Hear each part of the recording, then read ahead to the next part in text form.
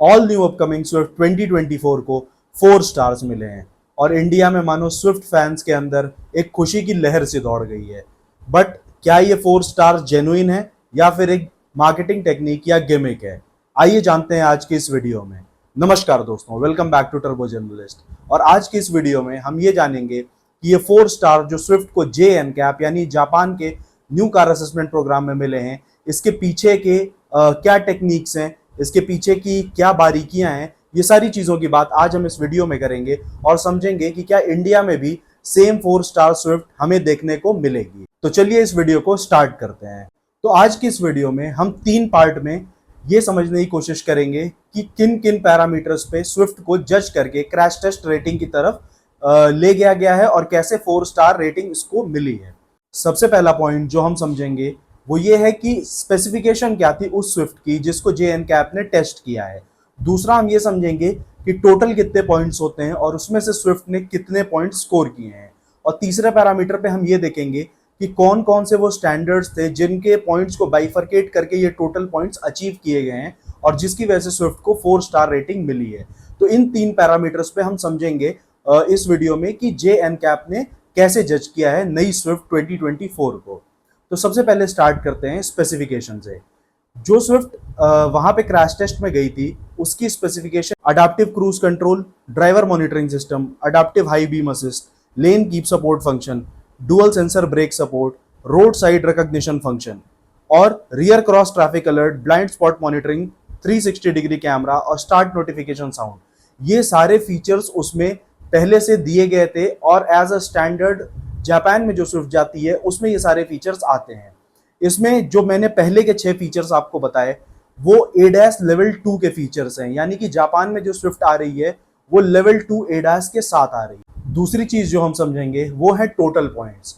अब total points कितने थे? टोटल पॉइंट्स 197 थे जो सारे पैरामीटर को मिला के JNCAP जिन पे आपको नंबर्स देता है उस 197 पॉइंट्स में से 177.80 ये स्विफ्ट ने स्कोर किया है, यानी कि ये रेटिंग की तरफ 4 स्टार ले जाने की तरफ इतने पॉइंट्स स्विफ्ट ने अचीव किए हैं। तीसरी चीज जो हम समझेंगे वो है कि JNCAP 3 बाइफरकेशंस करता है। उन 3 पैरामीटर्स पे आपको पॉइंट्स देते हैं वो JNCAP में और उन पॉइंट्स को सम अप करके आपके टोटल पॉइंट्स बनते हैं और उस हिसाब से आपकी रेटिंग डिसाइड होती है बिटवीन 1 to 5 स्टार। तो वो सबसे पहला टेस्ट इनका होता है प्रिवेंटिव सेफ्टी परफॉर्मेंस, दूसरा टेस्ट इनका होता है कोलिजन सेफ्टी परफॉर्मेंस और तीसरा टेस्ट इनका होता है एडवांस सेफ्टी स्कोर। तो प्रिवेंटिव सेफ्टी परफॉर्मेंस में टोटल पॉइंट्स जो JNCAP ने अलॉट किए हुए हैं वो है 89 पॉइंट्स। इस 89 पॉइंट्स में इस पैरामीटर पे कार कितना अचीव करती है उस अकॉर्डिंग वो पॉइंट टोटल पॉइंट में ऐड किए जाते हैं। सेकेंड पैरामीटर जो है वो कोलिजन सेफ्टी परफॉर्मेंस है। कोलिजन सेफ्टी परफॉर्मेंस में 100 पॉइंट्स ऐड किए जाते हैं। जो टोटल पॉइंट्स हैं वो 100 है, उसमें से जैसा भी कार परफॉर्म करती है उसको उस अकॉर्डिंग उतने पॉइंट्स मिलते हैं।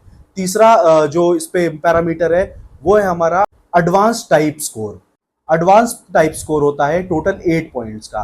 उन 8 पॉइंट्स में से जितना भी पर्टिकुलर कार स्कोर करती है वो भी जाके टोटल पॉइंट्स में सम अप होके उसकी ओवरऑल पॉइंट्स में कंट्रीब्यूट करते हैं। तो इन 3 पैरामीटर्स पे जनरली JNCAP में जो भी कार्स टेस्ट होती हैं उनको टेस्ट किया जाता है। अब आइए समझते हैं कि इन 3 पैरामीटर्स पे कितने पॉइंट स्विफ्ट ने स्कोर किए वहां पे। तो सबसे पहला होता है प्रिवेंटिव सेफ्टी परफॉर्मेंस जो कि होता है 89 पॉइंट्स का। 89 पॉइंट्स में से यहाँ पे स्विफ्ट ने 88.70 पॉइंट्स स्कोर किए हैं। 88.70 पॉइंट स्कोर करना बहुत बड़ी चीज है टोटल 89 पॉइंट्स में से। पर यहाँ पे एक कैच है, ये है कि प्रिवेंटिव सेफ्टी परफॉर्मेंस जो चीज है उसमें हम फीचर्स कौन कौन से कार में देखते हैं। AB ऑटोनॉमस इमरजेंसी ब्रेकिंग, लेन सपोर्ट, हेडलाइट और पेडल मिस एप्लीकेशन, ये 4 पैरामीटर मिला के टोटल प्रिवेंटिव सेफ्टी परफॉर्मेंस को बनाते हैं और इसमें 89 पॉइंट स्विफ्ट को दिए जाते हैं। इसमें से 88.70 टोटल पॉइंट्स स्विफ्ट ने स्कोर किए हैं। उसके बाद सेकेंड पैरामीटर जो है वो 100 पॉइंट्स का जो कि है कोलिजन सेफ्टी परफॉर्मेंस। ये सबसे इंपॉर्टेंट एस्पेक्ट होता है किसी भी कार को टेस्ट करने का, क्योंकि इसमें कार का फ्रंटल, साइड, ये सारा इम्पैक्ट चेक करके फिर उसको ओवरऑल रेटिंग दी जाती है। अंदर जो डमीज होते हैं उन पे कितना इम्पैक्ट हो रहा है और कौन कौन सी जगह पे कितनी चोट आ रही है और फेटल है या नहीं फेटल है, ये सारी चीजें इस टेस्ट में, कोलिजन टेस्ट में चेक की जाती हैं और इसीलिए इसको सबसे ज्यादा पॉइंट्स दिए गए हैं 100 पॉइंट। इसमें स्विफ्ट ने स्कोर किए हैं 81.10 पॉइंट्स, यानी कि ये भी स्कोर काफी अच्छा है पिछली बार की स्विफ्ट के कंपैरिजन में। 4 स्टार रेटिंग जो है स्विफ्ट की, वो सबसे ज्यादा मैटर इसी पैरामीटर पे करेगी, वो मैं आपको थोड़ी देर में समझाता हूँ। तीसरा पैरामीटर जो होता है वो होता है एडवांस टाइप।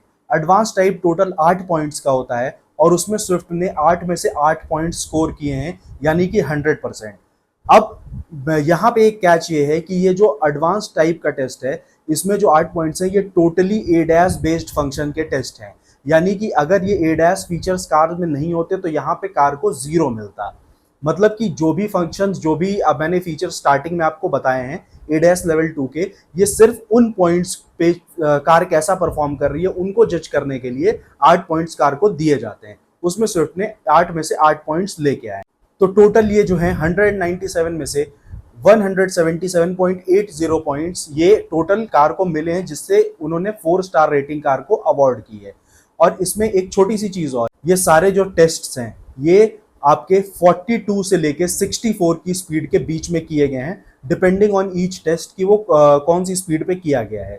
जैसे कि एडीएस टेस्ट जो हैं वो मैक्सिमम 42 टू 44 की स्पीड पे किए गए हैं, और बाकी ये जो कोलिजन टेस्ट हैं ये भी वेरी कर रहे हैं 56 से 62 63 की स्पीड तक।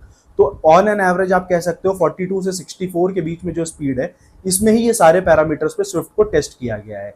और वैसे जनरली यूरो एनकैप वगैरह में भी 62 64 की स्पीड तक ही टेस्ट करते हैं, ये एक स्टैंडर्ड टेस्टिंग प्रोसीजर है आप कह सकते हो। तो अब ये ओवरऑल हमने एक चीज समझ ली कि किन किन पैरामीटर्स पे जे एनकैप कार को टेस्ट करता है और उस हिसाब से रेटिंग देता है। अब बात करते हैं स्विफ्ट की, जो इंडिया में आएगी उसके बारे में कि क्या वो 4 स्टार स्विफ्ट होगी या नहीं होगी। तो इंडिया में आने पे सबसे पहली चीज जो माइनस होगी वो है एडैस के फीचर्स। इंडिया में आने वाले स्विफ्ट को एडैस लेवल 2 या किसी भी टाइप के एडैस की फंक्शंस नहीं मिलेंगे। तो सबसे पहले जो हमारा प्रिवेंटिव सेफ्टी टेस्ट था उसमें जो एईबी होता है हमारा, और हेडलाइट होती है, पेडल मिस एप्लीकेशन होता है, ये सारी चीजें सबसे पहले माइनस हो जाती हैं उसमें से, क्योंकि ये सारे फीचर्स जो हैं वो स्टैंडर्ड आते हैं जापान में, बट इंडिया में नहीं आते हैं। इंडिया में हम सिर्फ एक पैरामीटर देखेंगे जिसपे स्विफ्ट को टेस्ट किया जाएगा, वो है इसका कोलिजन सेफ्टी परफॉर्मेंस। यानी कि इंडिया में जब इसका क्रैश टेस्ट होगा, चाहे वो बी एनकैप करे, चाहे वो ग्लोबल एनकैप करे या फिर यूरो एनकैप करे, कोई भी एजेंसी करे, तो वो सबसे ज्यादा मैटर करेगा कार की सेफ्टी में, वो है हमारा कोलिजन सेफ्टी परफॉर्मेंस।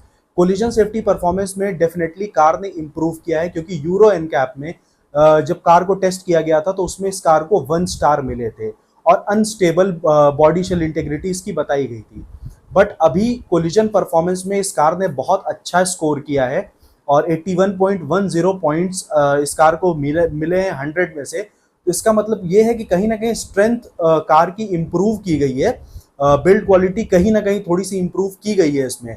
बट इसके एडिशनल जो इसके स्टार्स मिले हैं वो आपको सिर्फ एडवांस टाइप स्कोर जो हैं, जिसमें कि हमारे एडैस फंक्शंस हैं और प्रिवेंटिव स्कोर जो है हमारे। बट इंडिया में हमें ये एडैस में मॉडल नहीं देखने को मिलेगा स्विफ्ट का बिल्कुल भी, और यहाँ पे एडैस के साथ स्विफ्ट नहीं आने वाली है। यहाँ पे हम सिर्फ कार की स्ट्रेंथ चेक करेंगे कोलिजन सेफ्टी परफॉर्मेंस पे। और जो सबसे पहला इनका पैरामीटर है प्रिवेंटिव सेफ्टी परफॉर्मेंस का, उसमें जो फीचर्स हैं जैसे ऑटोनॉमस इमरजेंसी ब्रेकिंग, हेडलाइट, लेन सपोर्ट और पेडल मिस एप्लीकेशन, ये चारों चीजें भी स्विफ्ट में हमें नहीं देखने को मिलेंगी इंडिया में। तो इसकी वजह से कहीं ना कहीं स्विफ्ट की रेटिंग इम्पैक्ट होगी। अब मेरा आप कह सकते हो पर्सनल व्यू ये है कि स्विफ्ट जहां पे 1 स्टार लेके आई थी यूरो एनकैप में पिछली बार जब इसको टेस्ट किया गया था, क्योंकि जापानीज एनकैप में कार ने कोलिजन सेफ्टी परफॉर्मेंस में काफी अच्छा स्कोर किया है, 81.10 आउट ऑफ 100 पॉइंट स्कोर किए हैं।